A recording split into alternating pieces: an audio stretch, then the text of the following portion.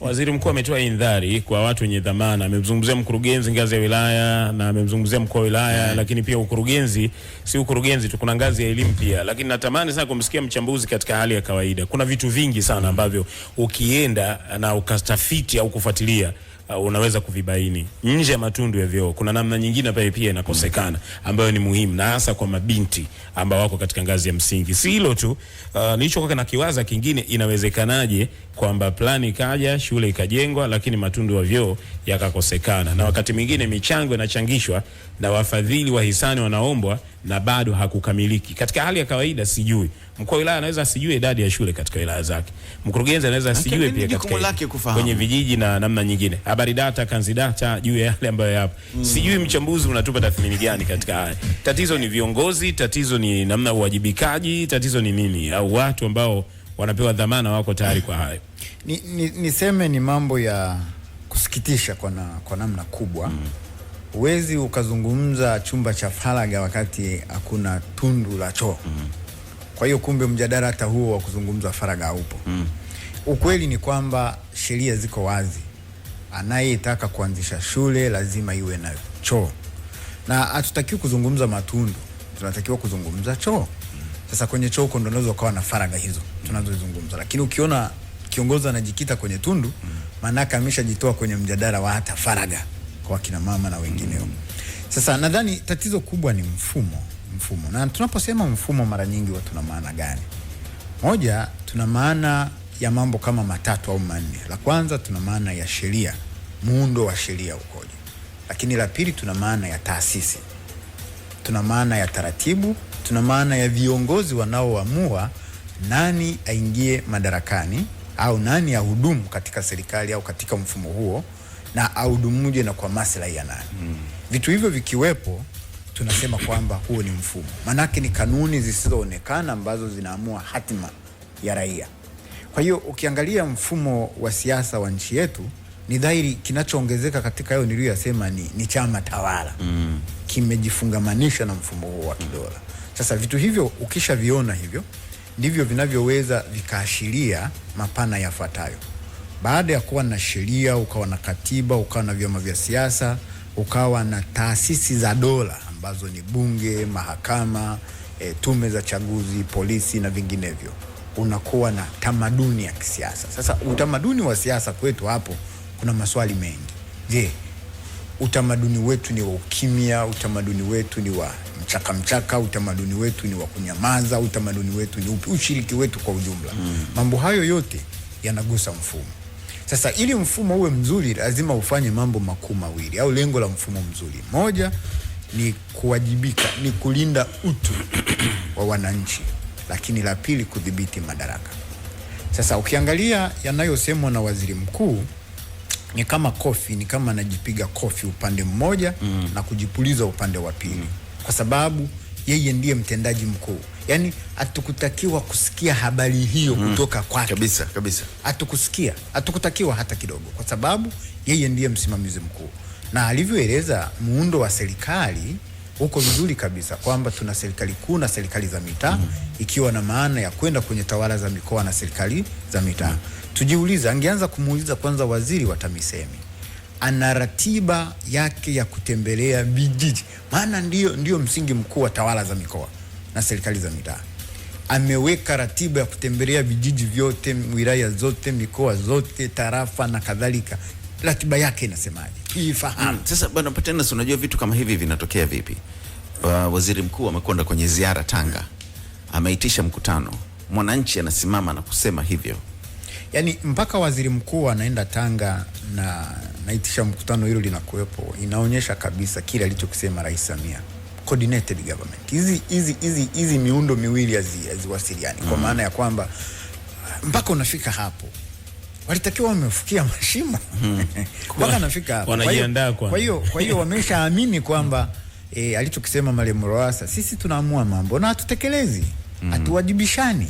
Mifumo yetu ya kuwa na viongozi hilo ndo zuri sana umelisema, la kutowajibishana. Kwa hiyo unafahamu kabisa kuna mtu anahusika na kutojenga tundu la choo, ndio, na unamwacha. Sasa ndicho kinachoendelea. Umesikia kwamba nimewapa miezi 6. Unawapa miezi 6 kujenga matundu ya choo. ni lugha zile zile ambazo zinahitaji tuamke, na ndio maana nasema utamaduni wa siasa ndani ya nchi hii umekuwa ukimya sana. Na huyo mtu aliyopewa miezi 6 anasema huku ndo haji tena. Kwa hiyo hata mimi na hata kama itakuja kuwajibishwa kwangu, nitatolewa kupelekwa sehemu nyingine ya kazi. Labda unahamishwa kutoka wilaya ya Lushoto kupelekwa Korogwe, au kinyume na hapo unapelekwa Muheza au Mkinga. Ndio utamaduni wa serikali. Yani tunatoa hapa wanapeleka hapa. Karibu anapelekwa da. Tunataka tuwafanye nini viongozi wasiokuwa responsible? Kwanza nadhani kuna tatizo kidogo katika kuelewa maana ya viapo hivi tunavyokula.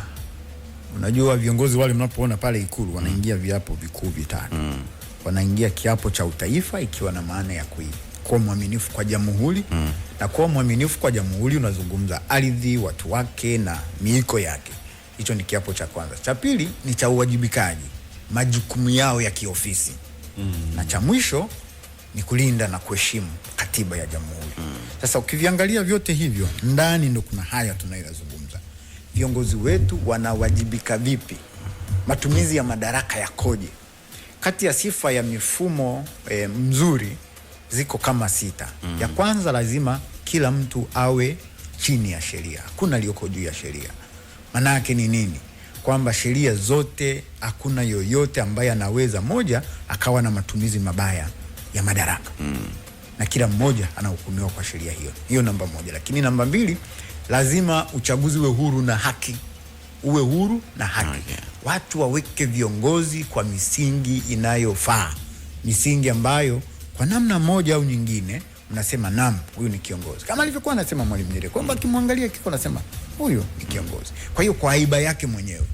Lakini utawaona viongozi mpaka unashtuka lugha wanazozitumia. Matumizi ya madaraka yalivyo. Utasikia mimi na wewe tusipokubaliana jambo nitapewa jina. Na wakati mwingine naweza nikakwambia nyanyuka uondoke. Wewe mtu gani bwana? Na imefikia sehemu tunahamishana nchi kwa maneno. Hili utaki ama nchi. Kwa hiyo tumekuwa na lugha za namna hiyo. Lakini jingine ni uwajibikaji wa viongozi. Viongozi wanawajibika kwa kiasi gani? Usisubiri mpaka watu wakwambie. Kuna mambo yanajitokeza mengi. Kwa mfano kama taifa letu hili miaka 6 kuna vitu vingi vimejitokeza, lakini tunasubiri tume zituletee majibu ndo mtu aseme naondoka madarakani. Tunasubiri bunge, kamati za bunge zikae ziseme hapana, tunapitisha azimio, ndo mtu anaondoka madarakani. Uwajibikaji ule undani. Na ndio maana nikarudi kwenye viapo kwamba ni mkataba wa kiroho kati ya jamii na madaraka. Ni daraja la madaraka na maadili. Sasa sisi tunayachukua hayo mambo hivyo, tunakula viapo kanisani, alafu bado tunaendeleza na yale yani. Patena, mimi nitakuuliza jambo moja. Tumemsikia hapa waziri mkuu anasema kwamba mifumo iko vile vile kuanzia juu mpaka chini, lakini nadhani kwa jicho la kiongozi wa chini unaweza kukuta kasma haijamfikia. Kuna fedha zimetolewa kweli, serikali kuu zinatakiwa zipite kwenye halmashauri na kwenda na kupenya mpaka zimfikie katika kijiji ambacho anatakiwa kujenga matundu ya choo. Fedha hazijafika. Kwa hiyo yale matundu ya choo hayajajengwa. Lakini waziri mkuu akisimama leo na kusema kwamba kuna sehemu fulani haina matundu ya choo, kama ulivyosema, anajipiga kibao huku na kujipuliza huku. Lakini kama yule mtu ambaye hajawezeshwa kufanikisha hayo matundu ya choo, anakuwa kwenye msimamo gani?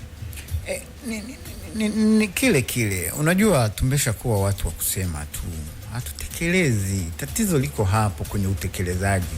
Kusema ni jambo moja, kutekeleza ni jambo jingine. Kwa mfano, waziri mkuu alipofika pale, alitakiwa kuwa amezipata taarifa zote. Kuna vitu sio vya kuongea ndani ya vyombo vya habari.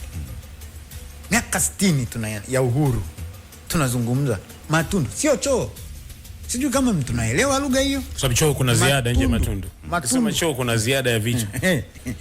Kuna ziada ya vitu. Yaani hapo tunazungumza ustaarabu. Choo ni ustaarabu. Kikoje? Kina hali gani? Na kadhalika. Lakini matundu, manake waziri mkuu angekuta tundu pale, labda atuambie maana ya tundu ni nini. Yawezekana kwake tundu ni choo. Lakini tundu ni tundu kama tunavyolijua sisi, labda tutafsiria. Kwa hiyo tunaeleza mambo, atutekelezi. Tuna sheria, azibani mtu. Na hii ni kwa sababu watu wamekaa sana madarakani, wameona kwamba hakuna wa kuwagusa. Na utamaduni wetu wa kisiasa tuliousema, raia wanasema sawa. Kwa mfano, nasubiri waziri mkuu alizungumza hili. Public transport. usafiri wa umma. Hakuna katika sheria yetu anayetakiwa kusimama kwenye daradara.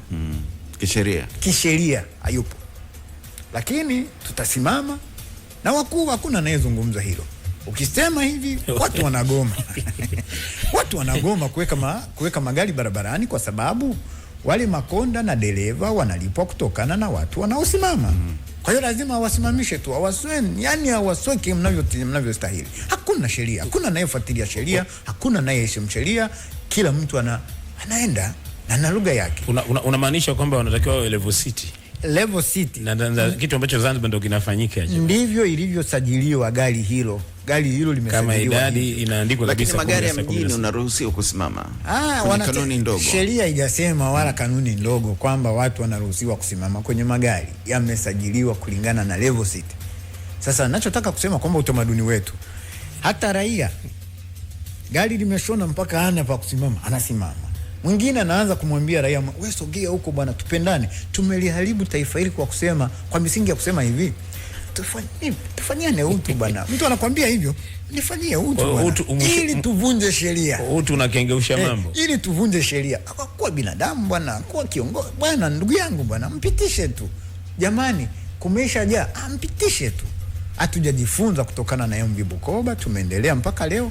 Yatakapojitokeza mengine makubwa, tutatafuta mchawi, tutatafuta nani ambaye hajajenga tundu la choo. Binafsi kampuni lazima ifike mahala. Namuonaga chief hapa, kuna wakati mwingine mambo akienda sawa na kuwa mkali, na kweli namwangalia, naweza niseme kitu, lakini unajua ni kiongozi anasimama kunyosha mambo. Kwenye taasisi ndogo tu kama kampuni tunaweza kuwa na watu 20 30. Sasa najaribu kuanza nchi, kwa mfano kama Tanzania, mikoa lukuki, wilaya 130 ngapi, halmashauri 130 ngapi, 38 nyingi sana.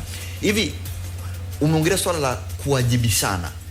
Unafikiri kuna dalili, tuseme atuone kuwajibishana sasa hivi, lakini unafikiri kuna dalili ama tufanyeje ili utamaduni wa kuwajibishana yule swala la kawaida? Moja, sioni dalili hiyo ya kuwajibishana kwa sababu bado tunaonea na aibu na bado tunasingizana. Ndio hiyo aibu, muhali. Yani kika atasema sasa huyu Patanus, ngoja tucheki sasa bwana mkubwa, usio unafanya hivi. Hakuna usio unafanya hivi. Haistahili kufanya hivi na umeenda kinyume na taratibu. Kwa hiyo asili ya tunakumbuka Dr. Mwinyi, rais mstaafu Ali Hassan Mwinyi akiwa waziri wa mambo ya ndani, kutokea Kasheshe kule akajiuzulu. Hiyo hatuna sisi kabisa. Imekwisha. Ilikuwa ni zama zile. Sasa hivi hizo zama hazipo. Wengi tunasubiri tarehe 29 mwezi wa 10 kuna yaliyotokea. Tunasubiri tume iseme sasa mpe mguseguse fulani. Unasubiri nini? Rais wa nchi amesema kijidoa tulichojitia. Hajasema walichotutia, tulichojitia. Inatosha kwa viongozi wa serikali kuwa na hekima kwamba jamani tubadilike sasa na tusonge mbele. Sikiliza lugha zao. Kuanzia waziri mkuu mpaka kijana wa serikali za mitaa. Sasa mkuu wa nchi ameshasema hivyo. Kijidoa tulichojitia wenyewe, sio walichotutia. Rais yakuwa usije ukafikiri kwamba rais hayo maneno hayajui. Anayafahamu. Lakini kwa hekima na busara ameona hapa tuna tatizo. Kwa hiyo nilitegemea viongozi watafsiri kauli za rais katika utendaji, kwamba rais ameshajua kwamba kuna mambo hatukuyafanya inavyostahili na hivyo watu tuwajibike. Sasa wanasubiri. Sasa wanafanya nini? Wanasubiri waondolewe. Tupo mwaka wa mbele. Imewashika.